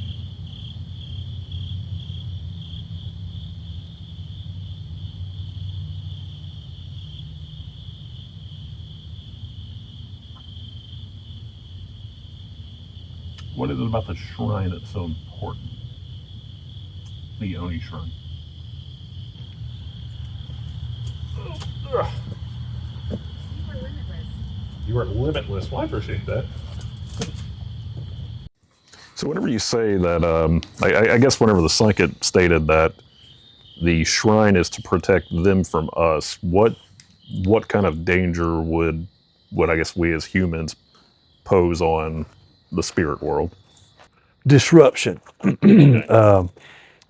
Disruption of sacred space to them, just like just being a wing nut in a place, acting a fool, whatever you want to call it, just acting inappropriate, disrespectful. In Japan and in Asia, well, if you go into most churches and acting disrespectful, you would expect some type of a repercussion from that, either from the people who would see you do it and call you out for it immediately, all the way up to the deity that the thing is there, and they'll say, not only am I going to correct you, but you got that going on, you better straighten up. So that's something that's common with all. How bad it is here in a Euroshrine, there's a thing that has happened here, I think, with so many people, is and I will butcher this because I'm Appalachian, I speak country. So my Japanese is countrified. So when somebody goes, oh, he said that wrong, or pronounced it wrong, but it's self-aware, jukuishike. And it's also self-protecting, which is juko hogo. And we found that out in a way that was pretty terrifying. People who come here over 20 years, that have tried to do direct harm to the shrine or people here at the shrine has met with some very, just Pretty unfavorable. Coincidental things like right then. And you go, woo, and you go, that just don't, that, and then it happened. So yes, the shrine is pretty much, I don't worry too much about, and that doesn't mean a comet might not hit it tomorrow or something, but we have had people here who were less than genuine who came here, and the shrine will, if you're not respectful here, you won't come back. There's an old saying, if you're not meant to be at the shrine, you can't get here. And we've had teams and people try to get here for years, and every time they start to come here, car breaks down or somebody gets sick or something, they don't make it. And the rule of the elders here, and there are elders that have been here for as many as 15 years, they go, they're just not meant to be here. So, yeah. I'm glad we were welcomed. Yeah. You're here. Yeah. Yeah, we made it. Now, if you go home and your transmission falls out, that's not. No, No. don't wish that on. Maybe we're supposed to stay, I guess. Yeah, I guess. So I know that you said that you're pretty skeptical on a lot of it, but you said that you have witnessed and seen, or you've witnessed things that have happened to others here. As far as it goes, what do you think that we may be in for tonight? So we're pretty much a group of skeptics, and I would say it's probably of varying degrees. I think John's probably our more. Am I correct in saying you're probably a more adamant believer? And Yeah. and I would say I'm just underneath I'm the you. most open. And then we have our other three fairly big skeptics. Now, Casey, am I okay as saying that you don't really believe in much, or It's not that I don't really believe. you don't believe? I've never witnessed anything. I guess I'm open to. Yeah. Let me ask you Things, this. Would there be, we'll take away some kind of a, cutting the head off an animal or something to sacrifice. If you have in your core beliefs a fear or a line that you would not go past. In other words, if you saw this ritual happening, you would be, I don't think I want to go there. Right. Yeah. That has probably happened here. Okay. So where the thing is that you can come in and be you may come in a place light up, and I've never seen books or stuff fly around like in the poltergeist movies. I've heard things, I've seen things, seen dolls move, seen things happen. If you don't want to see it, you won't. I'll give you the same analogy I do everybody else, and then I'll shut up so you can go. How I make the analogy of why that is. I say plumbers find leaks. Bug people find bugs, and ghost people find ghosts. Whoa. What?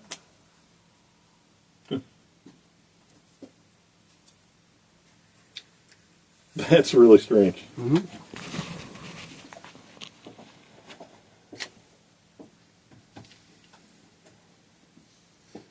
John, have you started recording? Yeah. Yeah, I'm recording on Go my. ahead and pick it up.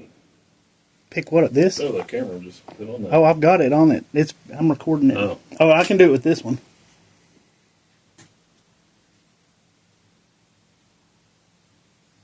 So we can tell that there is nothing, because I thought maybe I'd kick the table or something like that. It wouldn't still be going this long. Can you stop it? See if it starts again after it's documented. Yeah. None of the others are moving.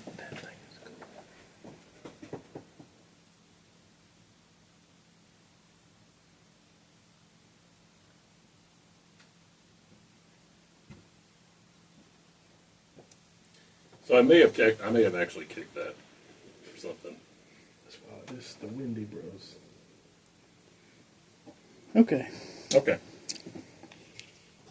All right, so we'll do a quick cognitive test, and then we'll just pretty easy. Just use that sheet in front of you to write your answers on. Or actually, the first question I'm going to ask you is about memory, and then the third question I'm going to ask you is about memory. We're not doing the clock drawing. We'll do the clock drawing. The clock is all I've got. That's fine. Where do we write our answers? You don't have to write your answers. No, we don't write our answers. Just the clock is the only thing you're going to be writing. Okay. I don't think we're going to get the point for that.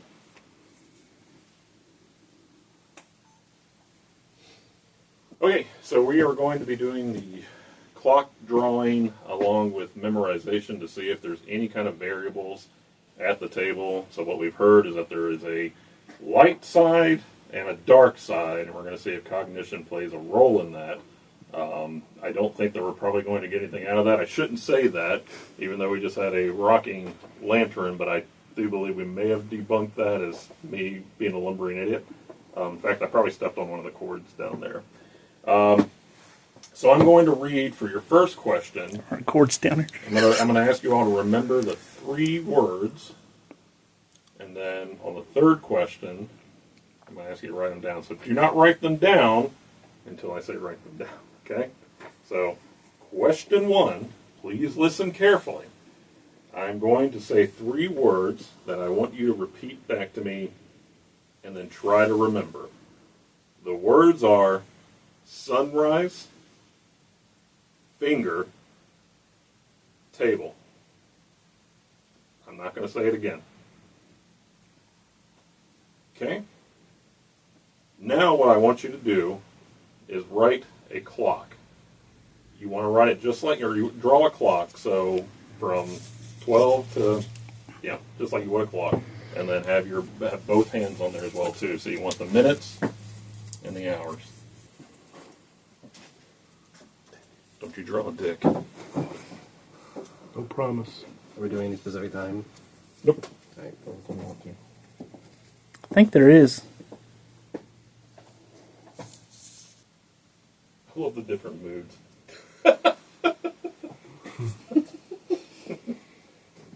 You're Greg overthinking it. Casey's like, I've been done for 10 minutes. John's like, I'm happy to be here. And Christy's just like, I feel awkward. Yeah. Okay. Everybody got a clock? Yep.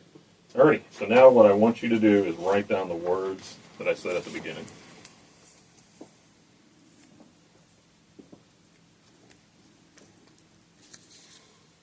Everybody, we got the words written down? Mm-hmm. All right. Greg, what'd you write? Sunrise, finger, and table. Okay. Yeah? Did you write dick? That's a try finger butthole. Dark soul. All right. Well, that's good. So, next, what I want you all to do is write down what you're feeling right now. Doesn't have to be anything long. Just you can even put like one word, just a mood, just what you feel at this particular moment, or if you feel any tingles, or anything like cold spots, or if you feel uneasy, or if you feel peaceful or calm. Got a question. Has everybody been like pretty much in contact with the table the whole time? I have. Mm-hmm. I have too. All right. So now, Weird. I want you all to shift. Okay. Take our papers. Yeah, take your chest. Which way are we going? Let's see. What is So this? John, the dark side? Everybody, so you go to your right, John. Oh, okay. So I'm going to the light side. Yeah. Come on. I think that's a good observation. Keep your arms to the table. I was just wondering because I wasn't consciously doing it, but then I recognized that I had done it. And I was like, I always do it. I will say that the more I'm at this table, the less I had a pretty bad headache. It's actually going away. So that's actually has to do with grounding. What is this side? It's in between. Just we call that polarity. All right. All right. How'd you guys feel? Pretty good on all sides. Any different? Anything weird? I felt noticeably different. Seriously. I did too. I feel slightly different. I had chest tingles there and I don't have them here. Seriously. How do you feel? I was very like introspective, kind of quiet in my mind, but neutral, like not happy, not sad. Almost kind of heavy feeling. Here is like feel like mischievous and silly. Like That's pretty no good. joke. That's awesome. Yeah. All right. You guys? I was curious, both That's places, but that's what I've been since I've been here. Just curious. I was curious there. I will say I felt like much Curious. ease. That's I had, good like, for here. a Yeah. bit of a sense of ease when I got to this spot. So you felt at ease at that spot? Yeah. Not heavy at all? No. Okay. I shouldn't. Yeah. It's not heavy. It's like not a negative Like a feeling. weighted blanket kind of feel? Yeah. It's like Like secure, maybe? Okay. Christy, what did you feel? So I was sitting over there, and actually this whole time, for some reason, the tip of my nose has been tingling. So whenever I came up to you, and I went like that, my lips started tingling. So, And I came over here, my nose isn't tingling, my headache is almost gone, and I also feel like lighter right here versus. yeah. I feel so you guys lighter. are kind of I do. I polarity. feel lighter over here That's than pretty I did. weird. So I guess heavy is the word, but not like a Yeah, emotion, more like a feeling. I feel Like an less actual- light. Yeah. I do Yeah. feel less light here, but not, like you said, not over encumbered or. My hands are tingling over here. See, it was my chest that was tingling, but not like But bad. often It wasn't bad. It was more like kind of like excited, but I was still calm. Do you guys want to do it again and switch around? Yeah, why not? Sure. Just keep going. All right. That way you go, well, yeah, we can just hit all sides. We don't Yeah. have Small spaces. I left you some web gems on that camera. Nice. Oh, okay. Oh, this is a weird seat. It's like I'm a king. to, yeah, your throne. Bring your turkey out to you. Which side did you feel warmer? Which side did you feel colder? Actually, I felt colder over there than I did Let's here. call that south. And Really? Because I feel a lot warmer over here than I did when I was over there. actually, your face is flushing too. Yeah. I felt colder over there. I feel super warm right here. That's actually what I was writing. Very, very warm. Yeah. in there. Yeah. I feel warm here. I don't like it right here. Oh, really? I don't like this side. You don't like this side? Oh, really? Did you like that side? I liked it. Yeah. Okay. Greg's evil.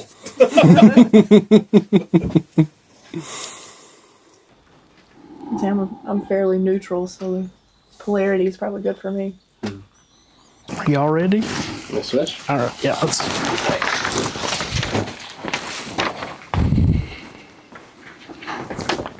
I've not seen any kind of.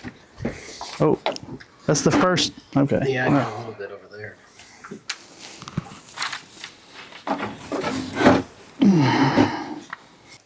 All right, I guess go on this side. John, you look a little more uneasy. Yeah, my head's kind of hurting a little bit. Yeah. I feel like heavy in the head, but I wonder if it's in my head. Yeah. Yeah. You know what I mean? No, there's more chest pain over here. It's weird. I'm trying to clear my head so I'm not, but I don't know. How do you feel? I feel slightly heavier, but almost the same as on the other side. It's weird. I feel very neutral right now. Like, over there it was cool, but it was comfortable. There was a little bit warmer. And there was about the same as on that side, just not cold. It was just comfortable. And right here I just kind of feel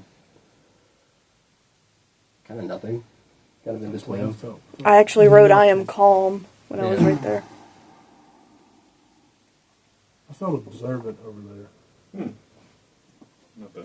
I'm getting a headache. But I wrote peaceful on that. Here I feel meditative, but I kind of feel like Well, I kind of noticed that you were just, a little on and not like little you were on a the little sleepy. edge. Yeah. Huh. So ironically, and it could just be placebo effect. I actually feel my headache going away right here, and I actually feel very calm. I felt the best where Casey's sitting. I don't feel the best here. I was going to say you actually look more pale right now. I felt blank. So I felt blank and Like you warmer. look, you look kind of queasy right Kinda now, felt and you look too. angrier right there. I'm wondering Right. if it's something to do with the lights. But no, they're all kind of Very bright. soft yellow. Aren't there supposed to be 13? And you look suddenly lethargic. It's the chair. Like the chair kind of makes you hunch over. No, I'm looking at her eyes. There are 13. I see 13 in the reflection. It's some great headache relief. All right. Experiment over. Nice.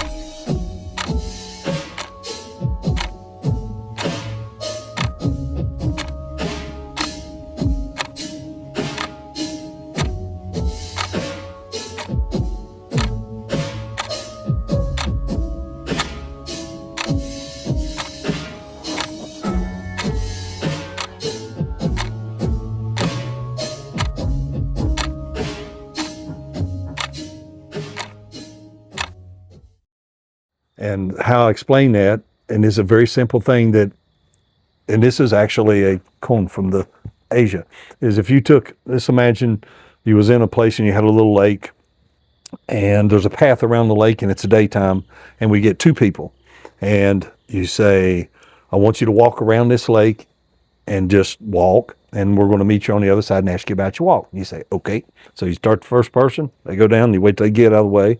Then you say, next person, same thing, you start them down there. Then you walk over to the other end of the lake, and you wait about 15, 20 minutes. The first one comes in, you go, hey, how was your walk? And you say, it was great. It was great.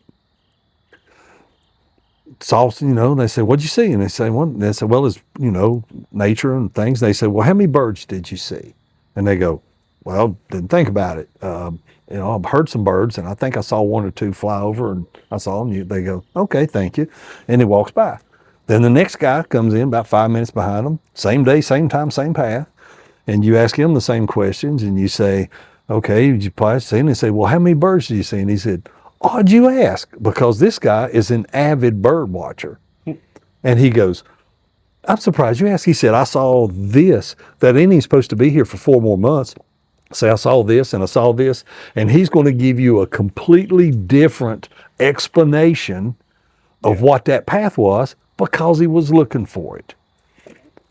So people who come here, what you come here for, if you're not looking for it, you don't see it. Got it. But if you come here with the idea, I want to see, and be genuine, you might have an experience. You may not. I'm not saying this is thing. So if you, somewhere, every one of us has a place that you're going, yeah, I really don't know about that. If you ask, it's here. And here's another thing is, I'll tell you why, because things can't be, you are protected here in the Uri Shrine, and not to get into the whole form of how all this works, but the kami can come here. So I can say this knowingly, that if something has been trying to tell you something for a while, and you've been pushing it back, either in dreams or in this, and I'm, and it's saying, I want to give you a message, I want to do this. The minute you came through this gate, no matter what you were saying before, don't come, it can be here right beside you. It can't. That's what this place is. It is duality. So your worst fear or your best lesson can happen here, because whatever's been trying to teach you before and you've been ignoring, times, we're not getting into all that, but it's here now. If you just ask, in other words, for what I'm saying, if you want to experience something, watch you sit down and you genuinely ask away, and you don't have to tell anybody, I asked this question and I got this. You can experience things here. That's why this place is so different. Yeah. I have people come here and they go, I need some time. And you go, all right. And you don't ask them what they want, and they come in, they come out. Sometimes they're crying, sometimes they're happy, sometimes they're going, I need to come back. And you go, all right. And that's just what it is. Just like a Buddhist temple or a Zen garden or the woods. If you want to go out in Appalachia, you know how I think people find what they do here is they go fishing. Yeah. They sit there and they just very meditative, and fishing's a thing. I didn't realize it. Took me 50 years to learn one thing in martial arts, and it was a fisherman that taught it to me, not a kendo master. Yeah, it really was a whole nother thing. Yeah, they used to say, what's mushin? And they say, not here, it's at the tip of the sword, and you're going, couldn't do it. And I don't fish. I don't like water much. I'm not the best swimmer. Well, I'm not the best swimmer. I don't see the idea of going out and boat drowning. No, I don't want to do it. Too big. I don't float good. So I don't float well. I'm walking on the bottom to get out. And so years and years and years, Mushin, don't hear it's out there. And I went fishing, and I threw my little thing out, and all of a sudden I felt something go. That was at least 50 yards away. And I immediately went, that's what he's talking about. That's why fishermen, when you fish, you're not here, you're all the way down there. That separation of mind and thought, that's what it is. That's what this place does. Okay. That's what this place does. You come in and you're thinking, and then you feel the little tickle down there, and you go like, oh, for some people. Yeah. Yeah. Now, will something jump out and grab you? I don't know. If it does, don't run, because, I've had people run out of here screaming. I think that was whenever you called me. You asked me that, are you guys going to run around screaming? I said, I don't think we are. We haven't yet. Sure hope not. So it's. I don't plan to. Yeah. Do you think that so I guess what makes this such a hub for this kind of activity, though, if it started as a Shinto shrine, and I suppose this is kind of my wrap-up question, unless John has anything else. Do you think it's because of, I would assume, the mysticism behind Shintoism that draws this energy here? Or do you think it's from the collective of different... Collective. Okay. It is from the collective. So it's like a residual energy From, and just drawn... Damn. Some of the stuff in here I look at and I go like, ooh. Okay. Yeah. That me doing that, and I was like, hey, you guys are swimming in the deep end of the pool at night. Yeah, well, I think whenever I sent you the notes, I said I think John was the only one okay with the summoning. And I said we're out on that. You can sit right here and you can summon Hecate. Some of these witches will take you right there and they'll take you through stuff and you're sitting there going, I did one they did right here. Now, I'm kind of a skeptic. It's about 6 of them. And it was back in this section before we made the big one. And they're doing the ritual and I'm watching. And I started hearing singing. And I'm going, whoa. I'm hearing voices singing, I mean, almost like Celtic singing or all around in the bamboo. Oh. And I'm going, okay, this is new. It is. And it wasn't scary. It wasn't anything. They took it and they got done. And I said, I heard people singing. They go, yeah, it's this and this and this. And I go, all right. Now, can I prove it? Did I record it? It don't matter. I heard them singing. Please leave here. Please leave here, okay?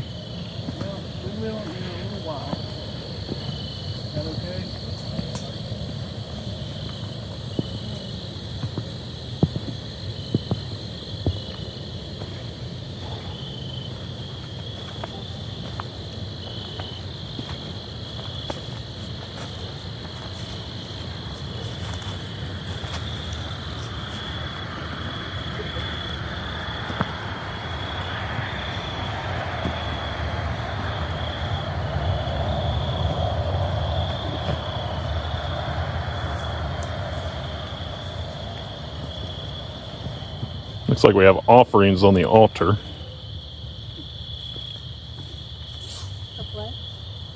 He says this is a portal, is that correct?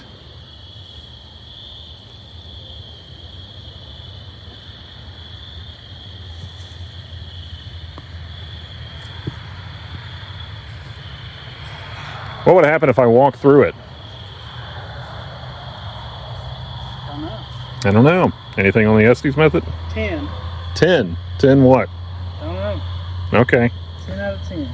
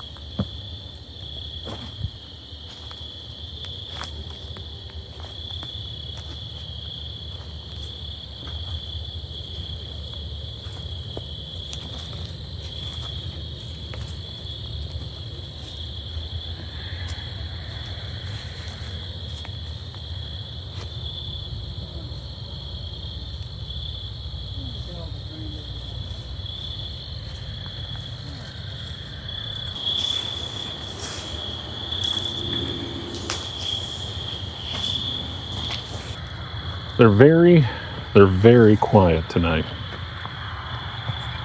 It's difficult. It's difficult. Okay. Why is it difficult? I mean, they did already say, please leave here. Yeah. As soon as we walked in. It said, don't push it. Don't push it. Don't push it. Yeah, you push it. Can you tell me about the desecrated headstone over there? Imagination. Imagination. It's all of our imaginations? Yeah. Probably. So there's a desecrated headstone right here, and it was belonging to a black witch. Oh. You want to make out the name? I'm hiding here. You're hiding here. Yeah, Okay. Yeah. So is this your headstone? I mean, I could probably get a piece of paper and No. do an etching. You. I can see it's raised, Yeah. but Hannah. Hannah. she wants to talk. She wants to talk. Who wants to talk? The name is Hannah. Oh, it does say Hannah. Ugh. Anything on the black light?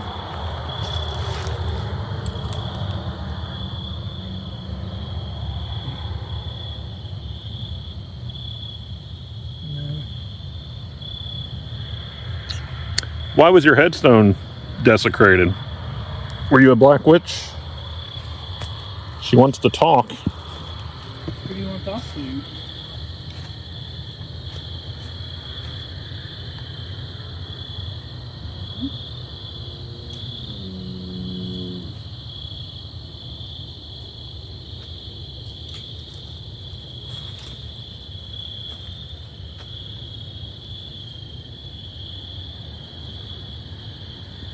Being very quiet for somebody who wants to talk.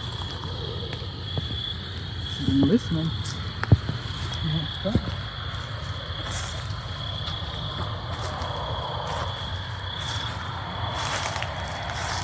Is there anything we should know about this place?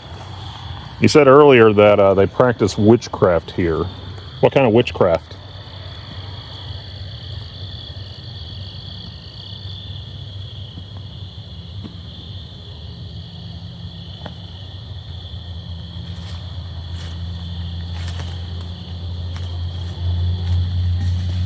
Maleficent. Maleficent. Okay. Is that a joke?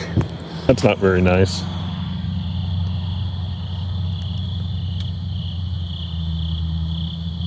We met them. They were very nice to us. Yeah. They were all very kind-hearted and welcoming. Oh, it's a daddy longleg. Oh, it is fun. What's this? Looks like a camera, like a deer camera. Oh, really? Yeah. Trail cam? Yeah. What did you say? Is that our trail cam? Darkness. We are in the darkness. They Maybe they want darkness. Do they practice dark magic? I think one of the witches we heard from here was a green witch.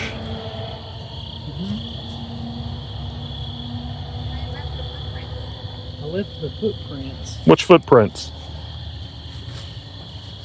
I mean, I doubt that they're still here, but we'll look for them. You left the footprints. I'm looking. Mm-hmm.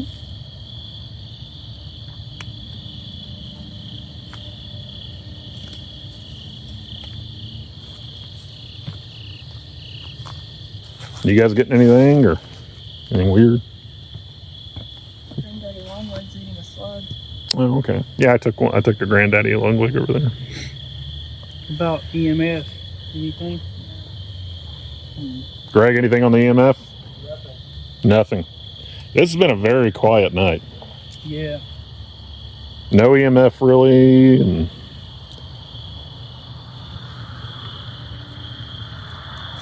Sally's has drained our batteries. That's about it. Mm-hmm. Well,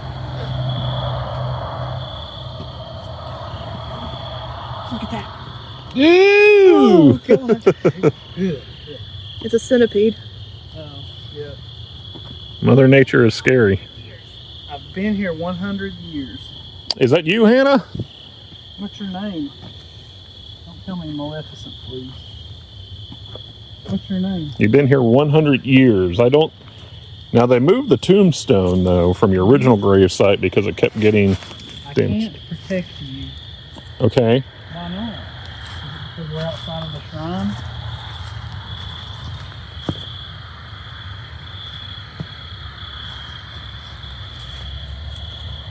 What do you need to protect us from?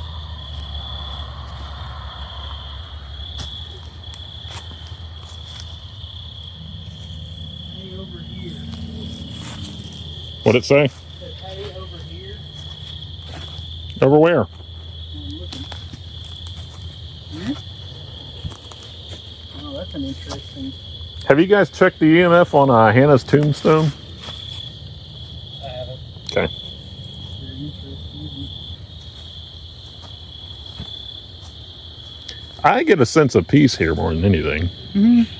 I mean, I think it's just, I could sit out here and just hang out. Yeah. Nothing. This one. Are you in the band? Radio frequency. 'Cause that one was spiking like crazy a minute ago. Oh, really? Where at?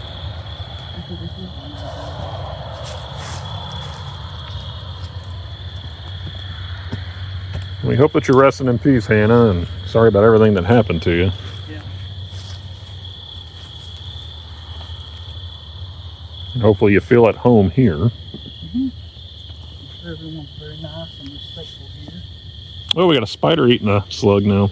That's what I said. Oh, I thought you said a granddaddy longleg. Oh, the spider is? Granddaddy Longwood's not a spider, right? Nope. I've gotten some great bug footage out here. Oh yeah, this is incredible over here. Army? Wasn't his uncle in the military? Mm-hmm. Yeah.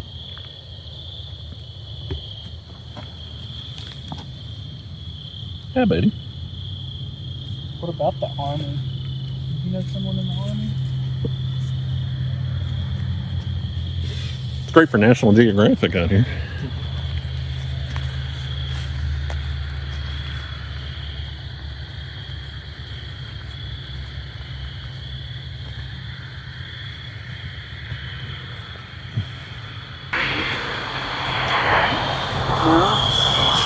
I might be getting hot. No. She's dangerous. Who's she? Who is she? Said she's dangerous. Oh, really? Mm-hmm. Who's she? Get out here. He's hiding out here in the back. Johnson. Johnson. Okay. Johnson who? Well, who Johnson? Lie. Lie. Who's lying?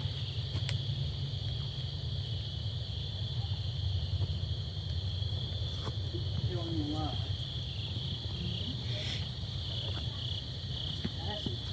Right here. Is this passage here? Passage into what? There was that other path that I wanted to try going down. Okay.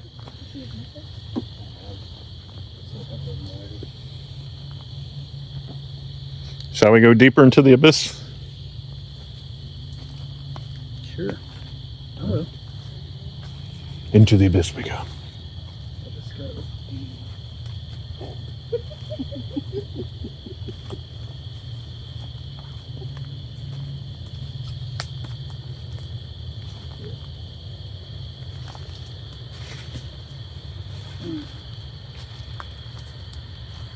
Anybody back here? You know what I like about bamboo is that grass cannot grow where bamboo is. Oh, really? Yep. Come and go. Come and go, okay? There are a lot of people coming and going. I bet you get a lot of visitors out here, especially here lately. Mm-hmm. Yeah. Big old spider web. Yeah. Nothing?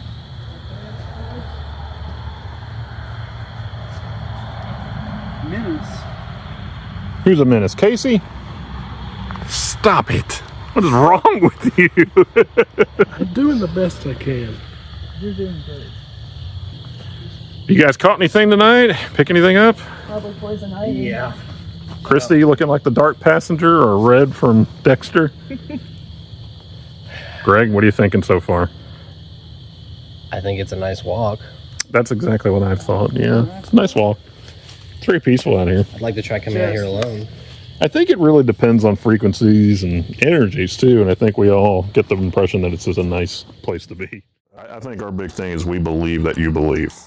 Yep. Yeah, absolutely. And what you manifest in your mind can happen here pretty quick. because Yeah. something, you can go in there and you can get as dark as you want to be. If you want to take a chalk and draw a pentagram on the ground and light some candles in it and start, cut the lights off. I got some stuff I can hand you in there that people left. Well, I'm thinking nothing but happy thoughts tonight. So You can go where you want.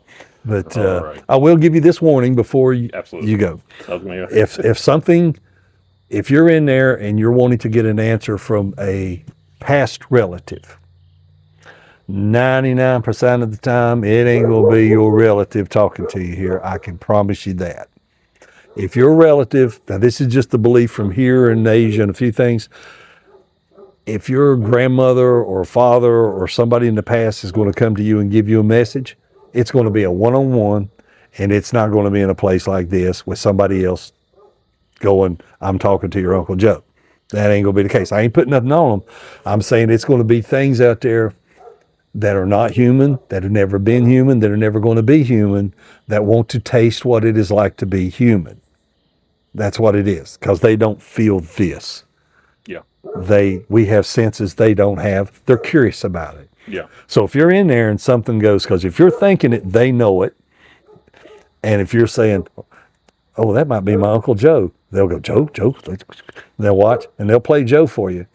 They will. So if you go there, unless you see them standing in front of you and that's your person you're trying to see, and I've had people say Don't that, engage it. then, well, no, you can gauge it all you want. Yeah. Just understand they tricking you.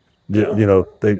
Seriously. Do you believe in synchronicity? Oh, absolutely. Okay, so it's whenever I left here, and I think we were all in good spirits and at peace and everything. I think whenever I went home with my wife, and my father passed away in 2019, and I said I don't really buy into a lot, not as far as what you guys do. I believe in all that, but as far as the paranormal world, I'm very. It has to be tangible. I have to see it to believe it.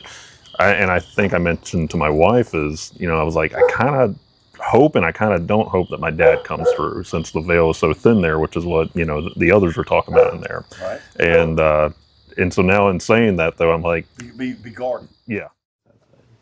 I don't hear anything anymore. I thought you said you only heard it in that CD. I Right? can hear it a little bit like here. Right?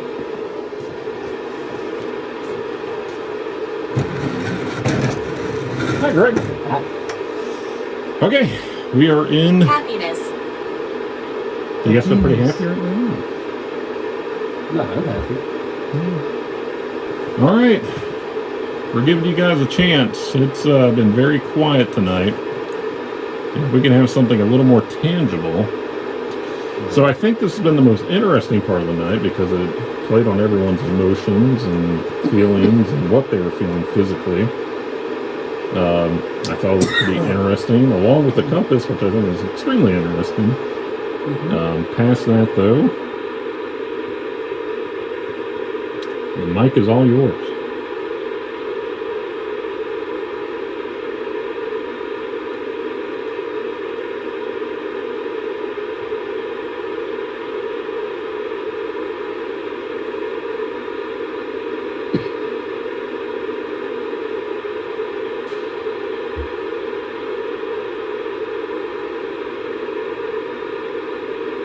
When John went to Sinzabal, I really liked him there.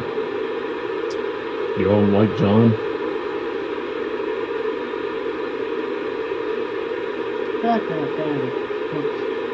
Can you all talk about the table? Rooms? I'll anything? give you.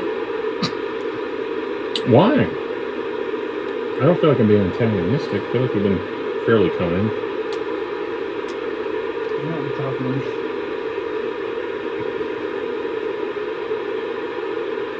Is there anyone here that you like? Passage. Passage. Is this a passage?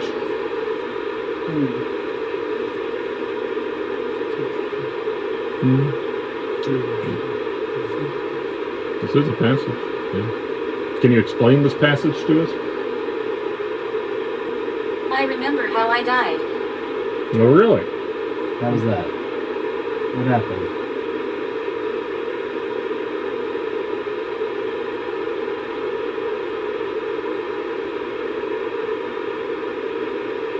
Was it peaceful? All right. right, guys. We're going to do the count of 5. We're going to shut it down. 1, 1.5, 2, 3, 4, 5. That's all we got. Many died here. Well, too late now. I don't know about Philip. Philip. Who's Philip? Dorothy. Who's Dorothy? That's kind of weird. No, it said many died here, and then it said Philip and Dorothy separately. Any more names? All right, guys, this is the last stop of the night, last stop of the evening. So if there's anything you want us to know, something concrete or tangible. A pact. A what? A pact. A pact. A pact happened here. Well, that seems kind of relevant, actually. Yeah. I'm sure many happened here. Okay. So there's a motion sensor light outside. And if there's any way that you want to indicate that there's anything here, can you walk past that light outside?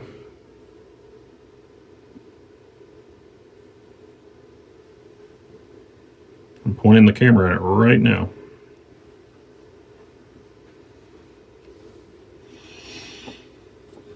Anything?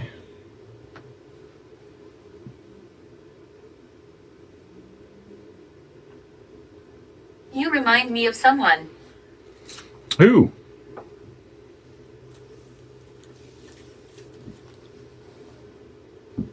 Somebody hangry. I'm getting hungry.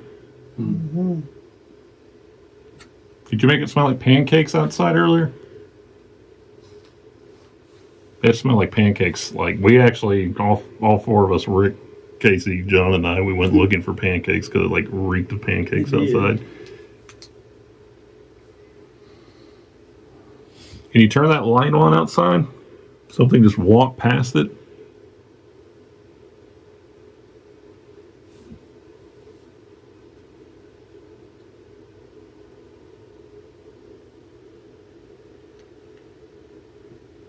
Do you have anything you'd like to talk about before we go? What kind of pact was done in here?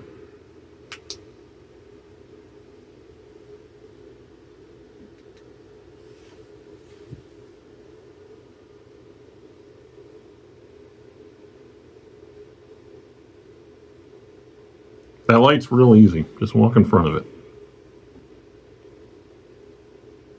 The EMF is starting to spike just a little bit. There must be something that you want to talk about. No, it's not. It's not that easy. It's not that easy. Can you not make a corporal form? Maybe that's it. I'll quit picking on you. I'm sorry. I apologize. It's crying in the corner. I do feel bad. No, it's okay. You didn't mean anything by it. Have you liked the Wendibros being here tonight? We're getting ready to wrap it up. So anything else, should let us know now. My battery's almost dead on my phone. Mm-hmm. What kind of magic happens in here?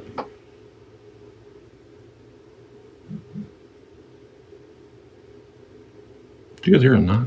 Mm-hmm. Snooker. Snooker?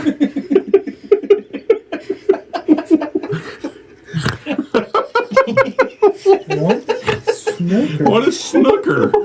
What is that? It's a game. Can you please? Snooker's a game? Mm-hmm. What kind of game? It's like a card game. So snooker happens here. Why? Why do you get Hopefulness. Hopefulness. Okay. Is it spiking? Mm-hmm. Okay, so what? So snooker is played here. I don't even know what snooker is. Is that true, or is that Inferno. Inferno. Okay. Is that like black magic? Have you liked us being here tonight? Ooh, you were spiking. Wow. You're all the way to the red. Snooker is a pool game. A pool game. Okay. I think that was Casey's phone. Yeah. And as soon as he brought it out, it went up, and as soon as he turned it Oh, off. yeah. Casey, you got some strong. Don't put that near your head anymore. See if it goes away. Yeah. Huh? The road. The road. Is this a road to somewhere? All right, guys, you know the drill. Count to 5. 5, 4, 3, 2, 1. I hope you all rest easy, that this is a place of peace, and that you enjoy games of snooker. We are the Wendibros, and that's all we've got for the Euro Shrine. Bros out. Bros out. Yeah, which is what I did this morning. Yeah, you be guarded because literally, personally, my belief from dealing with the occult, and what I mean by the occult is a word that just means secret, and basically if it is not an Abrahamic religion of either Judaism, Christianity, or Muslim, then it is considered occult worldwide by most of them. So as an occultist, anything that's not that, I'm a little wary about what's out there. I agree. Keep your head on a swivel. I agree. This is a place you can interact. If not saying it's all bad or that it's all tricky and what have you, but be careful what you ask for. But ask for what you want. You might. I think whenever we were here last time, I think that's what you. What I kind of. I think I mentioned to you that you kind of get what you give to this place, and that's what returns to you. So Awesome. So nothing but happy thoughts. And we absolutely do a 180. Most people come here looking for that kind of inspiration and connection. And we don't, we're not the group here that goes, okay, come here, let me show you what to do. Ooh, no. Because too many people are looking too hard and they'll run into something that's not really what they're wanting necessarily. So, you're like, okay, let's let this happen, do this, and let it happen on the side. So ask what you want, do what you want. There's some dark stuff in here. Well, there is some absolutely dark stuff in here. People bring things here that they can't keep in haunted places. Yeah. And it's safe here. We protect them from us, not the other way around. Did you bring the tiki torch? No, you didn't? Oh, never mind. Who are you talking to? Oh, there's somebody back here. All right. Now, if she'd have walked up, walked up, touched me on the shoulder right there, I was like, oh, here we go.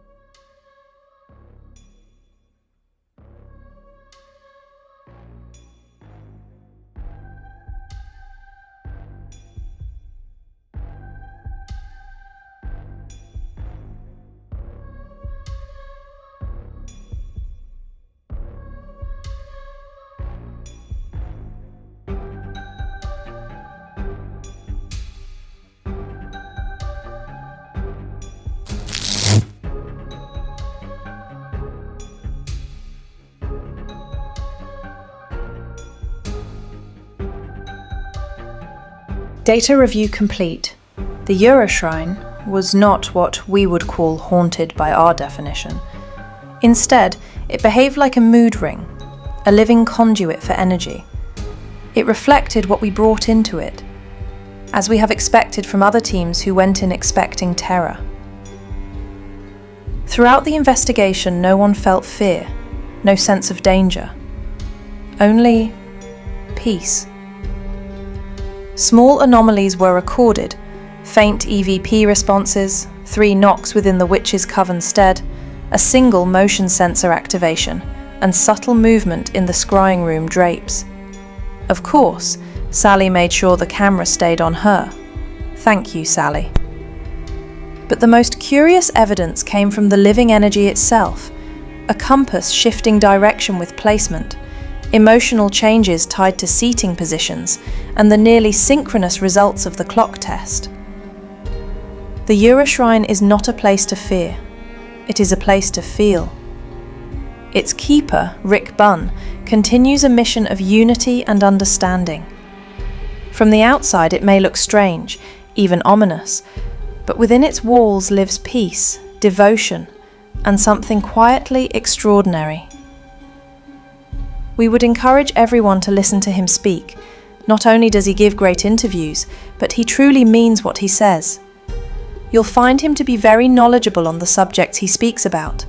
Like his taped interview with us, he is raw and unfiltered, but has heart.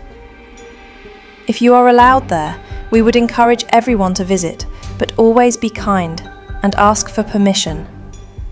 Fear often comes from distance and misunderstanding. So next time something unnerves you, don't run. Observe, learn, experience. Because sometimes, reality is far less frightening than the stories we tell about it. This concludes the Euro Shrine investigation. Wendibros powering down. Until the next anomaly.